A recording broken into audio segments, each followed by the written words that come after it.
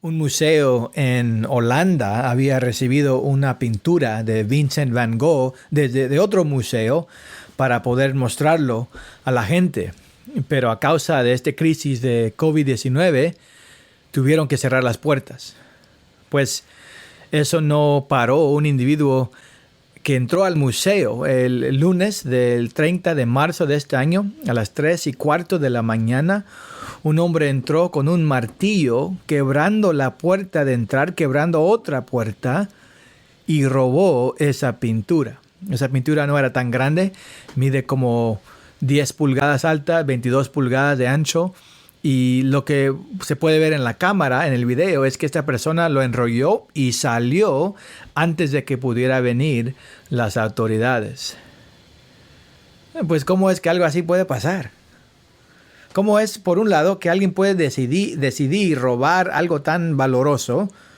¿Cuál es su motivación? Pero también podemos preguntarnos cómo es que algo así puede suceder. ¿Cómo puede escapar una persona con una pintura tan valorosa? ¿Cómo es posible con solo un martillo y una moto hacerlo? Si usted tuviera un museo lleno de pinturas que con valor más de millones de dólares, me imagino que la seguridad sería una de las prioridades. Estas cosas no deben pasar, o por lo menos no tan fácilmente. Pues este robo confirma algo que no nos gusta pensar mucho, y es que las cosas de nosotros, lo que nos pertenece, no está tan seguro como nos imaginamos. Si alguien tiene un plan y el equipo necesario, la mayoría de las cosas se pueden robar, se pueden perder. Y estamos hablando de las cosas de este mundo. En los últimos mensajes hemos estado viendo los primeros versículos de Primera de Pedro, y Pedro les está acordando a sus lectores de que ellos tienen algo de que nunca se puede perder y nunca se puede robar. En el amor y la misericordia de Dios, los cristianos han sido escogidos eternamente. Dios los ha apartado para perdonarlos y para unirlos a su familia, para que ellos reciban una herencia eterna. Y dijimos la vez pasada que esa herencia está reservada para nosotros. Hoy venimos a versículo 5 y estamos continuando este tema. Y ahí en versículo 5 dice ahí: mediante la fe, ustedes son protegidos por el poder de Dios para la salvación que está preparada para ser revelada en el último tiempo. Lo que miramos ahí es que no solamente es que Dios está protegiendo nuestra herencia, Él nos está protegiendo también. La palabra de ser protegidos aquí en versículo 5 es diferente que la palabra en capítulo 4 de guardar. Esa palabra en versículo 4 es una palabra general. Aquí en versículo 5 es una palabra más vívida. Literalmente se usaba para una guardia militar que cuidaban algo.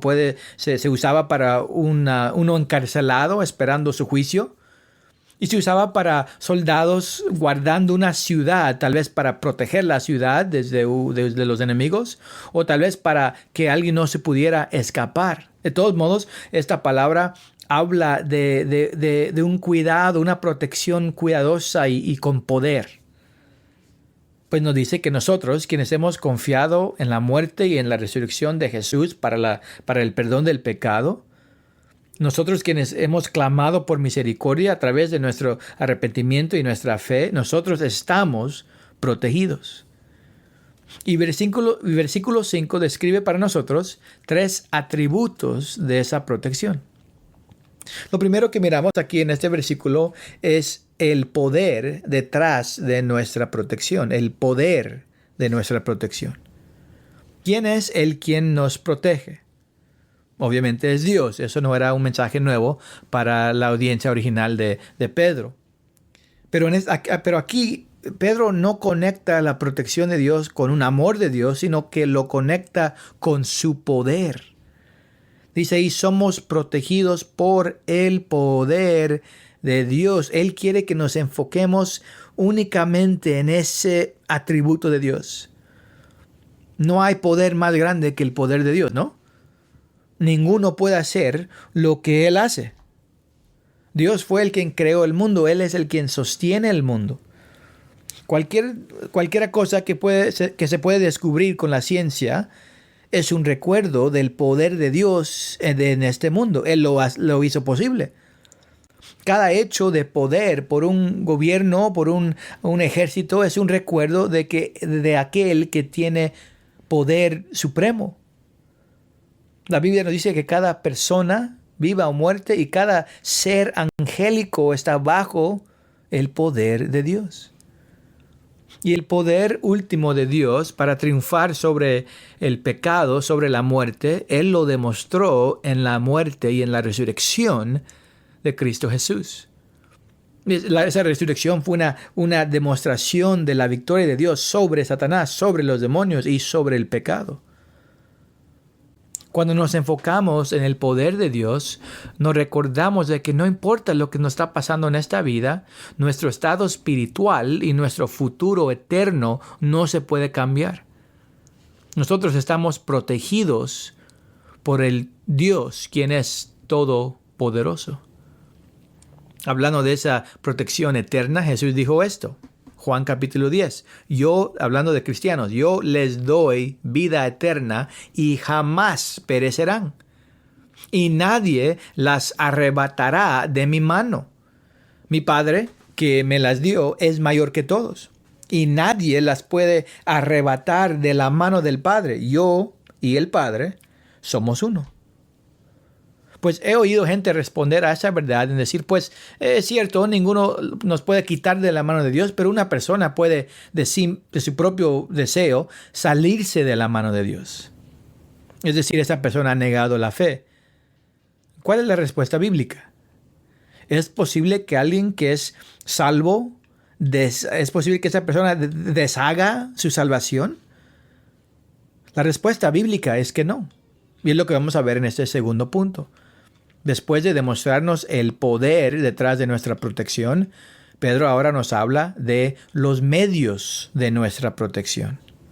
Dice ahí versículo 5, por el poder de Dios y ahora mediante la fe. Dios nos protege mediante la fe. ¿Qué significa eso? Pedro está hablando del instrumento de nuestra protección. La fe es parte de los medios que Dios usa para protegernos. A veces la gente dice, mi fe me protege. Pues ese no es una declaración bíblica. Nuestra fe no nos protege. Es Dios el quien nos protege. Y un parte de la manera que Él nos protege es en darnos y sostener nuestra fe. No es correcto pensar que nuestra fe hace que Dios nos proteja. Así no debemos pensar. La verdad bíblica es que Dios nos protege en darnos fe y en sostener esa fe. Podríamos comparar la fe con una candela. A veces la llama está bien fuerte, a veces está como a punto de deshacerse. La promesa de Dios es que nunca se apagará, nunca se abandonará esa fe. Nuestra protección eterna no depende, podemos decir, en nuestra fe últimamente. Si nuestra protección se conectaría directamente con nuestra fe, diríamos que cuando nuestra fe está débil, pues nuestra protección ahora está débil. Y no hay ningún apoyo, no hay ningún ánimo en eso. Nuestra protección eterna no depende en la fe, sino que nuestra seguridad eterna depende en Dios, quien en su poder nos concede y nos sostiene la fe. Eso es importante entender. Hay gente en este mundo que dicen que están absolutamente ciertos que van a ir al cielo, que van a ser salvos, y están equivocados. Ellos mismos se han engañado. Y también es posible que alguien que tenga dudas de su salvación, pero está seguro eternamente. Porque lo que sentimos internamente, eso subjetivo, no es el cimiento de nuestra seguridad. Nuestra seguridad como cristianos está arraigada en la protección eterna y poderosa de Dios. Pedro, él escribe esta carta a un grupo que está sufriendo demasiadamente. Y estaban sintiendo quizás su fe estaba bien débil. Quizás a causa de la persecución estaban tentados a negar a Cristo. ¿Qué pasa si se hace peor las cosas? ¿Se va a sostener mi fe? Y aquí le está diciendo Pedro que sí. Dios les está protegiendo y lo hace por medio de la fe. En un lado, no queremos ser como Pedro, que decía, no, nunca te voy a negar, Jesús. Y eso era un egoísmo, una autoconfianza peligrosa. Pero al mismo tiempo, no queremos estar desesperados pensando que quizá un día vamos a abandonar la fe. Dios no suelta a su pueblo. Por eso a veces usa disciplina. Y por eso es que siempre restaura a uno que viene en arrepentimiento. Porque el creyente verdadero pertenece a Él eternamente. Cuando viene una crisis, ¿va algún cristiano a abandonar la fe?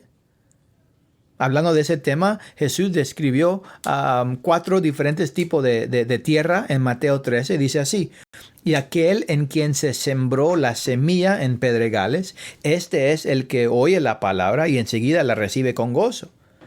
Pero no tiene raíz profunda en sí mismo, sino que solo es temporal.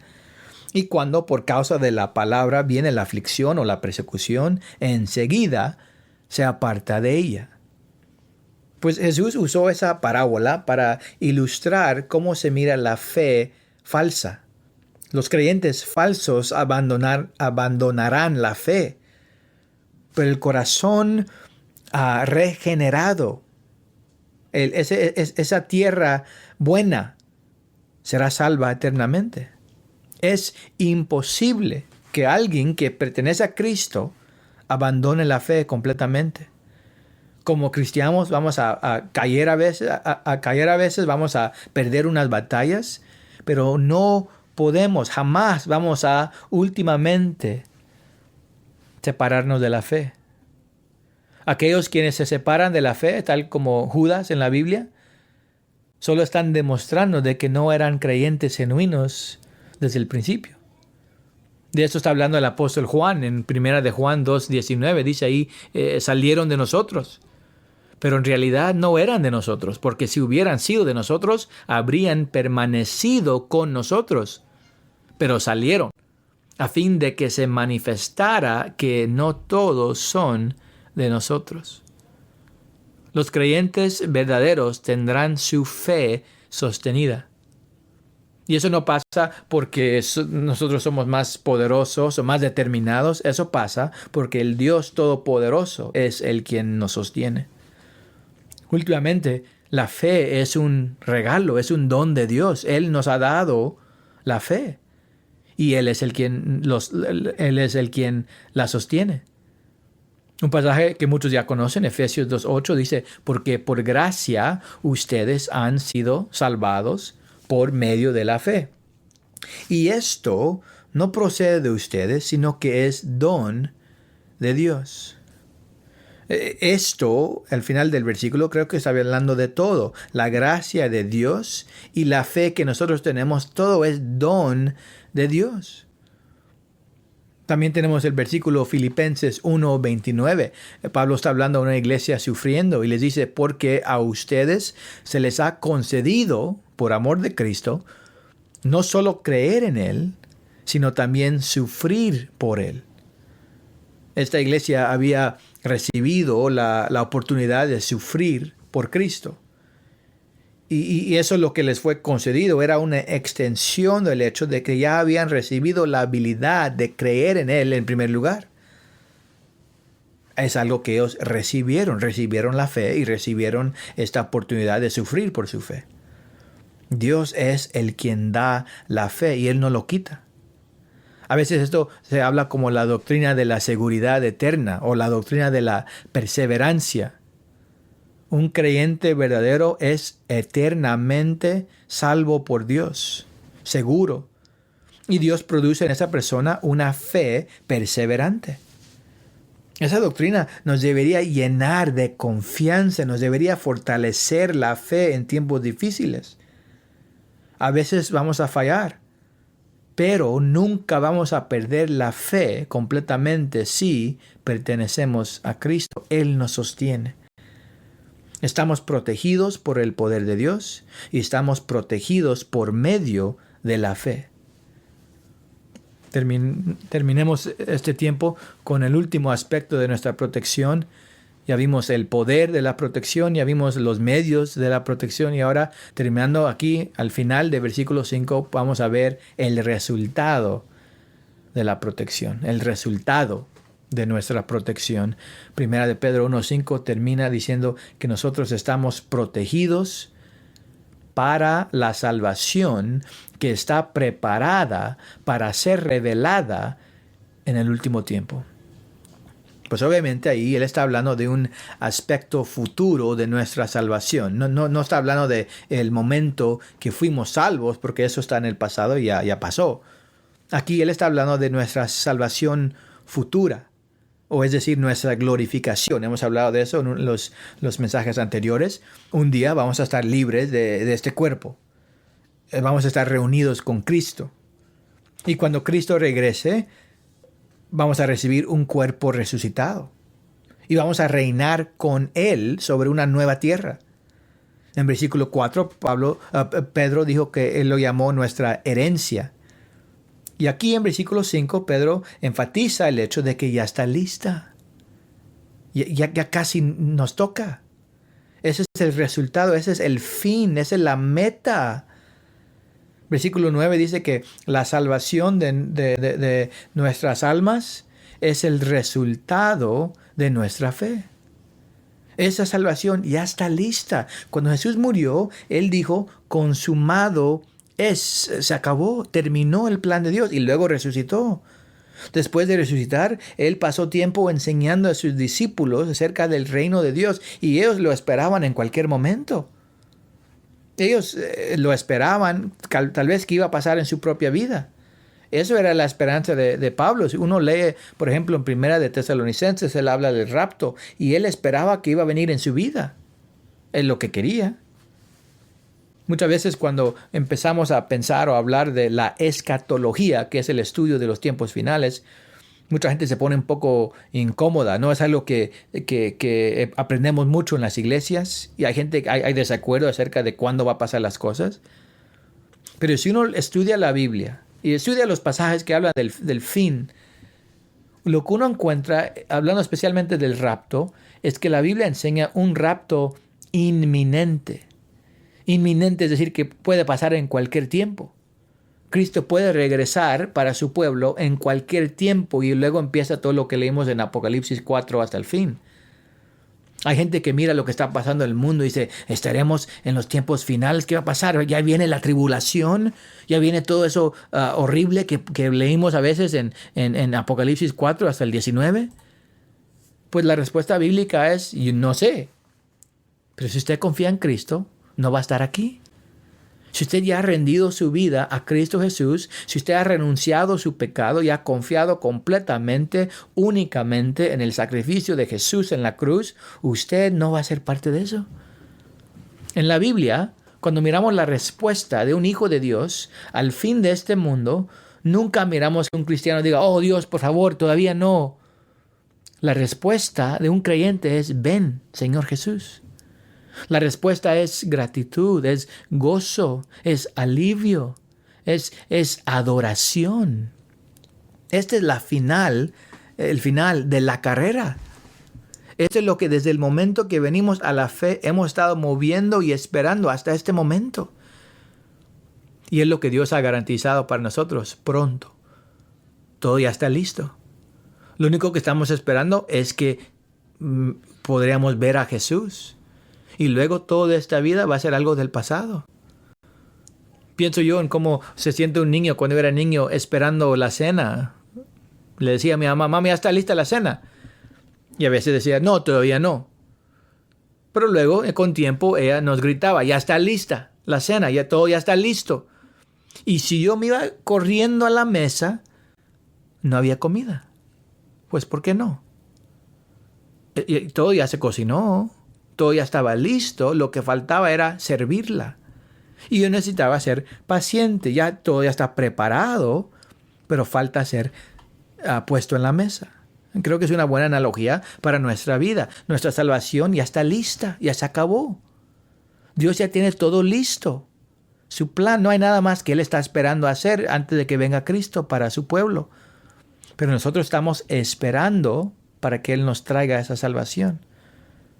Nosotros no sabemos cuánto tiempo nos queda en esta historia humana. Pero cuando lo comparamos con la eternidad, no es mucho, ¿verdad? Saber que estamos cerca a veces nos lo hace difícil porque tenemos una falta de paciencia. Pero saber que nuestra salvación está cerca y saber que está garantizada por Dios nos debería llenar de gozo y de confianza. Nuestra herencia está protegida por nosotros, para nosotros. Y nosotros estamos protegidos para obtener esa herencia. Estamos protegidos por el poder de Dios, estamos protegidos por medio de la fe y estamos protegidos hasta el fin. Oremos. Padre, toda gloria sea a ti. Tú eres el autor de la historia del mundo, la historia del hombre. Y en esa historia tú en tu gracia, nos has llamado a la fe en Cristo, fe en su muerte, fe en su resurrección gloriosa. Estamos ciertos de que Jesús resucitó de entre los muertos y tenemos la misma certeza de que nosotros resucitaremos también un día. Pedimos que tú nos llenes de esa confianza. Tener certeza en nuestra destina eterna no disminuye el dolor y las dificultades de nuestras pruebas, pero sí nos llena con confianza. Y te pedimos, Dios, que esta confianza sea visible a los demás a través de nuestras vidas. Y que nosotros usemos esas oportunidades para hablarle al mundo de Cristo Jesús. Padre, sabemos que hay gente escuchando este mensaje que no te conocen. No te conocen con una fe salvífica, una fe genuina. Quizás están engañados de su salvación. Quizás están en una rebeldía. Pedimos que tú los salvas. Tu llamado en sus vidas es que ellos se arrepientan, que ellos se rindan a Cristo. Pero también sabemos que tu Espíritu necesita abrir sus corazones para ese mensaje. Pedimos que tú lo hagas, tal como lo hiciste para nosotros. Sálvelos para que tú seas glorificado eternamente como un Padre de gracia y de misericordia, abundando en amor. Todo esto te lo pedimos en el nombre de Jesús. Amén.